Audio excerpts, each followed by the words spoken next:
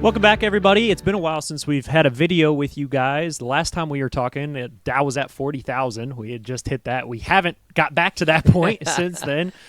So it's been a roller coaster ride. We just ended May. May was a pretty strong month. After coming off in April, that was a little bit of a challenge. And now it seems like June is struggling or kind of up and down. So what's going on? So fascinating, because if you were in attendance to the webinar that we did going into the election, there was an interesting chart. We actually alluded to it as the spaghetti plate, where the volatility tends to increase in any election year leading into election day. And typically that happens in and around the summertime leading up into that November election. We don't anticipate this being any different. We've had a real strong run. In fact, I was shocked, even I was shocked this morning to see the S&P is now up 12% for the year. Yeah.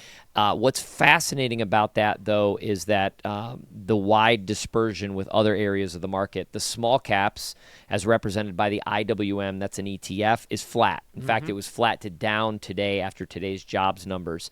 So it's a huge, huge margin of difference between sort of the haves and the have-nots in the market. Definitely. And the Dow's not up hardly at all either. It's just a couple percentage points that's up this year. That's right. It's the S&P and the NASDAQ obviously led by the Magnificent Seven, and specifically the Magnificent One, right? NVIDIA, which is now $3 trillion, second in market cap size, I think, to Microsoft, has at least for a brief moment, I don't know if it's still this day, beaten out Apple. And I want to caution people. I saw a meme on this, and this is not I'm not a fan of, I'm not a buyer of NVIDIA here. I wouldn't run out and buy the stock here. If you own the S&P, you own it. You're participating in this. I mean, you own it by proxy, right? But a lot of people are equating this move in NVIDIA to just this. It's like nonsensical. They're like, this is ridiculous. And I saw a meme that talked about the fact that Apple's revenue is something like, 10 times. I don't know exactly what it is, but it's a lot higher than NVIDIA. And yet the market cap of NVIDIA is now higher than Apple. And people are like, that's just ridiculous. It's absurd. The markets are discounting mechanisms. They're going to pay up for growth. Right. And I don't think this will happen, but if the growth trajectory of NVIDIA's revenue, so where they were a year ago and a year before, if that continues, their revenue will dwarf Apple's very quickly. Right. Yeah. That's what the market is paying for. So the snap, I don't like those snapshots, right?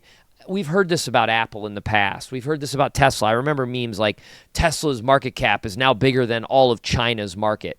Okay, who cares? Like, that doesn't make any sense. Is Tesla going higher or lower? So anyways, I don't mean to get off tangent, but market's been led by NVIDIA, some other tech stocks. That has not translated into broad growth in other areas. And you mentioned the Dow. Some of the largest companies in the Dow is a price-weighted index. So some of the largest companies, United Healthcare, is really starting to struggle this year. Obviously, movements in the Dow that have come from other areas like the banking sector, et cetera, are starting to pull back a little bit. So that makes sense that we're not seeing this, broad market return just yet. Well, we also had a lot of economic data. I mean, we've had so far this month, just in this week. But we had a big jobs report this morning. So tell us about that. Every month, the payroll numbers come out, and we've talked about this in the past because these are becoming more and more head scratching. Yeah. And I'm not a conspiracy theorist much, but it's very interesting. Let's just say that. It's very interesting. So the expectations this morning were for the month of May to have added in the United States 190,000 jobs. That was the expectation. We added 270,000 new jobs. Blew expectations out of the water. That's a huge difference, a huge difference. But the overall unemployment rate went up. Yeah, now at 4%. Highest it's been in a couple of years. So there's a disconnect, right?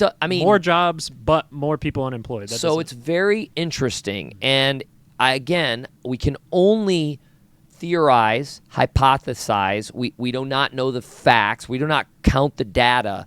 But one of the things that I keep thinking about is when a job is just added, it's we added this person to the payroll. The difference in unemployment is unemployment benefits as distributed by the government, which means legitimate Social Security. And I don't want to theorize, but I can't find, there's a disconnect here. It doesn't make sense to me. But nonetheless, that's what's making headlines. And we're in an election year. So again, look at the jobs numbers. Look at this. It's hard to not kind of see through this. So don't take our word for it. The market, the futures, again, we're in this world where negative news, economic news, is good for the market. Mm-hmm. So on that print this morning, futures sold off. So immediately we went lower in the markets. Yields rose in the bond market. Equities fell. All morning we've seen a bid come in to buy up stocks. Yeah. So it's almost as if people are, gutturally, or the natural reaction is sell, sell, sell, and then they think about it and they're like, wait a second, buy. Right. You don't get into that nonsense, but it's interesting. I just find it fascinating. We're a spectator. We're not going to change our positions. I feel very comfortable with our allocation. I feel very comfortable where we are right now. So it's a spectator. Volatility will increase into this election. Yeah, I mean, we talked about the spaghetti plate, and we're going to continue to have that movement. Volatility just means those up and down moves. A lot of the time we focus on the downside when we're talking about volatility. So we're going to have those up and down moves. It's going to be a spaghetti plate. That's why we keep talking about watch out for the headlines. They are coming this year. They're going to continue to come. There's going to continue to be those things. We might have that classic CNBC, like market in turmoil. We might those are usually a massive buy signal. Yeah, we might have those messages, but those are things that you shouldn't get super worried or concerned about necessarily, because there's still a lot of things under the surface that are good, like these companies coming out with earnings that have been strong and some of the other things we've been seeing over the last 6 months. That's right. So that's right. Good. All right, everybody. Wait, time out. Whoa. We got a fun announcement on the horizon. Yeah, I almost forgot. Okay, yeah, good. So I'm very excited about this. As you know, a few years ago, we joined with Blue Spring Wealth Partners, and we joined that sort of family. It's been an amazing partnership for us. There's approximately about 30 firms very similar to ours in that group, and one of the benefits has been the ability to discuss with colleagues, get to know other business owners just like us, and one of which is a firm based in California called Bedell Frazier. Mike Frazier, who is the principal advisor of that firm, he and I have become very close. We think a lot alike, the way we approach markets, the way we approach the economy, or think about the economy. And we've launched a podcast. Yeah. It's a long time coming. We'll put a link in the section below. If you're interested in deeper dive market discussions, he and I will join each other each week. And it's literally called Stock Market Investing with Quint and Mike Frazier. Yeah.